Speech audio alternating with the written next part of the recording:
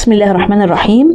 النهارده ان شاء الله هنكمل حل بقيه المحافظات. الدور النهارده على محافظه الاسكندريه، وزي ما قلت لكم قبل كده يا اولاد، لو في اي حد واقف مع اي سؤال يكتب لي في التعليقات. السؤال الاولاني بيقول لك اكمل العبارات التاليه. 1. إذا زادت سرعة الجسم بمعدل نقط فإن الحركة توصف في هذه الحالة بأنها نقط. طبعا إذا زادت سرعة الجسم بمعدل ثابت، يبقى اكتب له هنا ثابت. فإن الحركة توصف في هذه الحالة بأنها، طالما السرعة بتزيد بمعدل ثابت يبقى هنا الحركة بعجلة منتظمة موجبة، يبقى أقول له حركة بعجلة منتظمة موجبة. لكن لو قال لك نقصت السرعة بمعدل ثابت هقول له حركة بعجلة منتظمة سالبة. السؤال اللي بعده بيقول لك الصورة المتكونة لجسم بواسطة مرآة مستوية تكون نقط. احنا عارفين خواص الصورة المتكونة بالمرآة المستوية: تقديرية معتدلة مساوية للجسم ومعكوسة. يبقى هقول له تقديرية معتدلة، وهو هنا كاتب لك مساوية للجسم ومعكوسة. السؤال اللي بعده بيقول لك اختر الإجابة الصحيحة مما بين الأقواس. 1. المرآة الكرية التي نص قطر تقورها 60 سنتيمتر يكون بعدها البؤري نقط. نص قطر تقورها ب60 يعني نق بتساوي 60. هو عايز بعدها البؤري. احنا عارفين ان عين نص نق هنا ب60، نصها 30، يبقى البعد البؤري ب30. السؤال اللي بعده بيقول لك يمكن أن تتجدد ذراع نجم البحر وتعطي حيوانا كاملا جديدا إذا احتوت على جزء من، طبعا القرص الوسطي. رقم 3. تستخدم نقط في علاج قصر النظر عند الإنسان. طبعا العدسة المقعرة، قصر فيها قاف والعدسة المقعرة فيها قاف. رقم 4. أثناء الانقسام الميوزي الأول تتكون النوية والغشاء النووي في الطور نقط. طبعا في الطور النهائي. لو قال لك تختفي النوايا والغشاء النووي في انهي طور اقول له الطور التمهيدي، لكن هنا بيقول لك بتتكون في انهي طور اقول له طبعا الطور النهائي. السؤال اللي بعده بيقول لك عرف السرعه النسبيه. السرعه النسبيه هي سرعه جسم متحرك بالنسبه لمراقب ساكن او متحرك، يبقى اقول له هي سرعه جسم متحرك بالنسبه لمراقب ساكن أو متحرك. السؤال اللي بعد كده بيقول لك ألف. تبعا لنظرية الانفجار العظيم رتب الأحداث الآتية من الأقدم إلى الأحدث. مديك 3 أحداث وبيقول لك رتبهم من القديم للجديد. مين أول حاجة حصلت في دول؟ طبعا تلاحم المادة لتكوين كتل. بعد ما اتكونت كتل ايه اللي حصل؟ طبعا ظهرت الشمس والارض والكواكب والنجوم وكل الكلام ده، يبقى دي رقم 2. بعد ما ظهرت الشمس والارض والكواكب والنجوم والكلام ده كله بدأت تظهر اشكال الحياة الاولى على الارض، يبقى دي رقم 3. السؤال اللي بعده بيقول لك اختر من العمود B ما يناسبه من العمود A. 1. الخلايا النباتية. طبعا الخلايا النباتية بتتكون فيها خيوط المغزل من تكثف السيتوبلازم عند القطبين، يبقى 1 هياخد 4، اقول له 1 هياخد 4. اللي بعده رقم 2. الخلايا الحيوانية. احنا عارفين ان الخلايا الحيوانية بتتكون فيها خيوط المغزل من الجسم المركزي، يبقى 2 هتاخد 3، اقول له كده 2 هتاخد 3. اللي بعده رقم 3. الخلايا التناسلية. احنا عارفين الخلايا التناسلية هي اللي بتقوم بإنتاج الأمشاج، يبقى 3 هتاخد 1، 3 هتاخد 1. السؤال اللي بعده بيقول لك علل لما يأتي. 1. توضع المرآة المحدبة في الجانب الأيسر من سائق السيارة. ليه سواق السيارة بيحط مراية محدبة في العربية؟ هقول له لكشف الطريق خلفه، لأن المراية المحدبة بتكون صورة تقديرية معتدلة مصغرة للطريق، فبيقدر يشوف كل حاجة وراه. يبقى هقول له لكشف الطريق خلفه، حيث تتكون صورة تقديرية معتدلة مصغرة للطريق.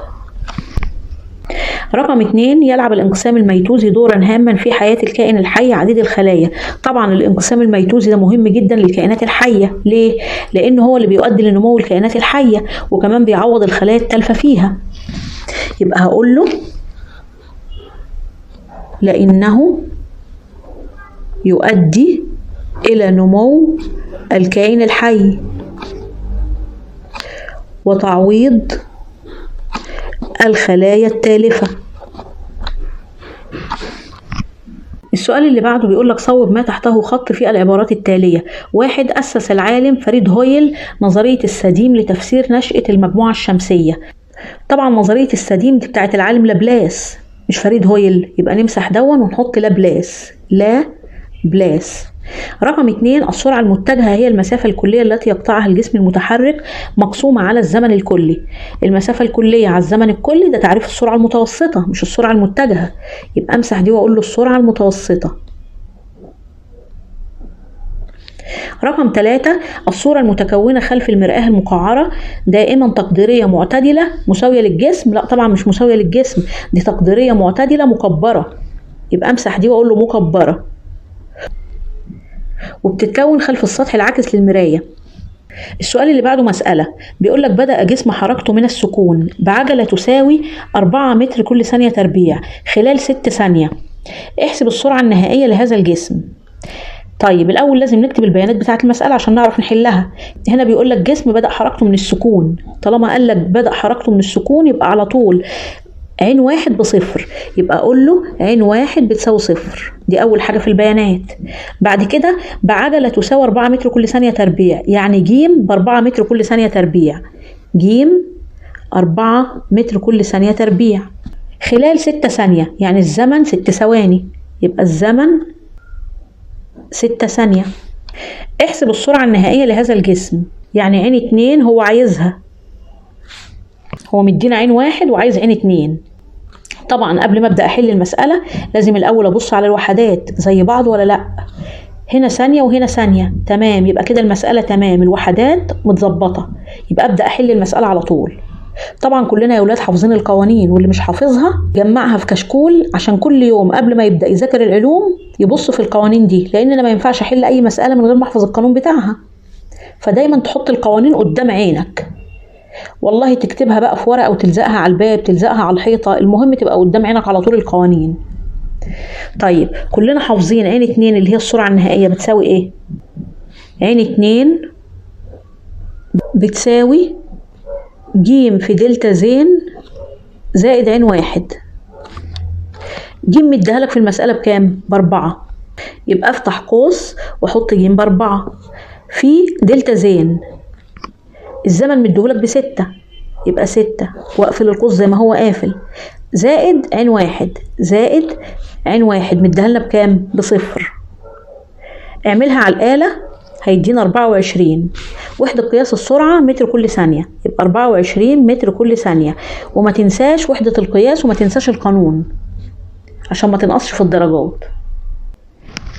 السؤال اللي بعده بيقول لك ضع علامة صح أو علامة خطأ أمام العبارات الآتية. 1 تعتبر القوة من أمثلة الكميات الفيزيائية القياسية. طبعا غلط، القوة من الكميات الفيزيائية المتجهة.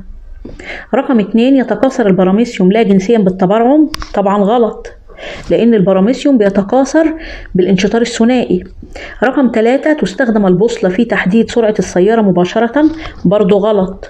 أمال إيه اللي بيعرفنا سرعة السيارة؟ طبعا عداد السرعة مش البوصلة.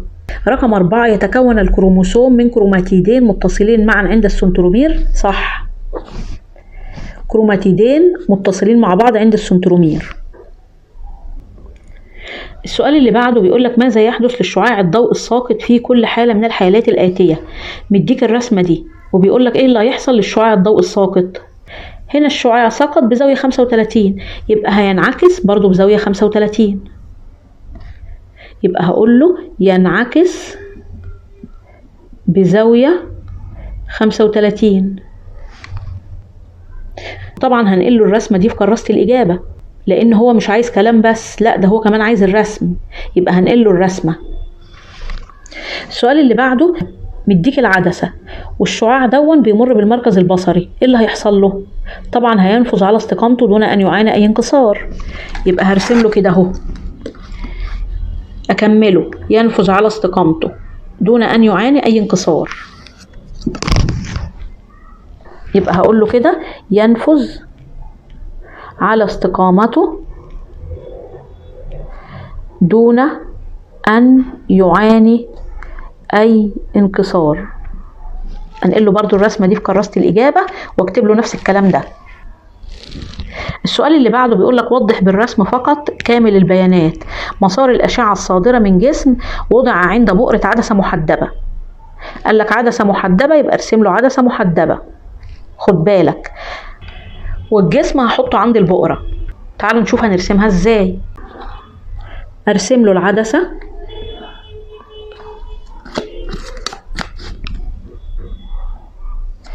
وارسم له كمان المحور الاصلي ليها، واحط هنا ب وهنا ب وهنا ميم وهنا ميم، ويكونوا على ابعاد متساويه. يعني الحته دي لو 4 سم تبقى دي زيها 4 سم عشان الرسمه تطلع مظبوطه. هنا في المساله بيقول لك الجسم موضوع عند البؤره، يبقى احط الجسم عند البؤره. المفروض بقى هيطلع شعاعين، واحد يوازي المحور الاصلي فينكسر مرا بالبؤره. يبقى ارسم له يوازي المحور الاصلي فينكسر مرا بالبؤره،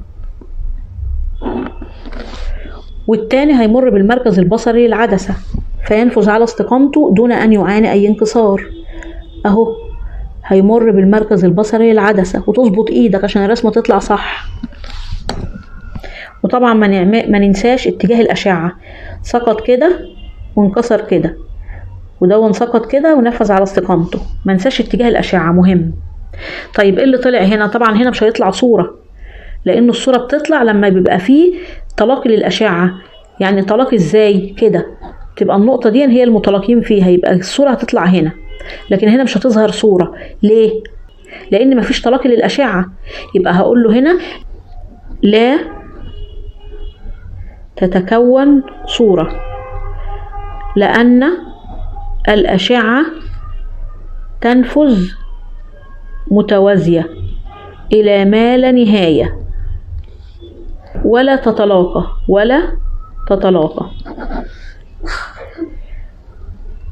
يبقى ارسم له الرسمه بالمنظر ده. طبعا دون الجسم، ما ننساش البيانات يا ولاد. وبكده نبقى خلصنا المحافظه بتاعت النهارده. يا رب يكونوا استفدتوا. ما تنسوش يا ولاد اللايك والسبسكرايب والشير وكل الكلام الجميل ده، عشان المحافظات اللي ننزلها بعد كده يوصلك اشعار بيها. يلا سلام عليكم، ربنا يوفقكم حبايبي.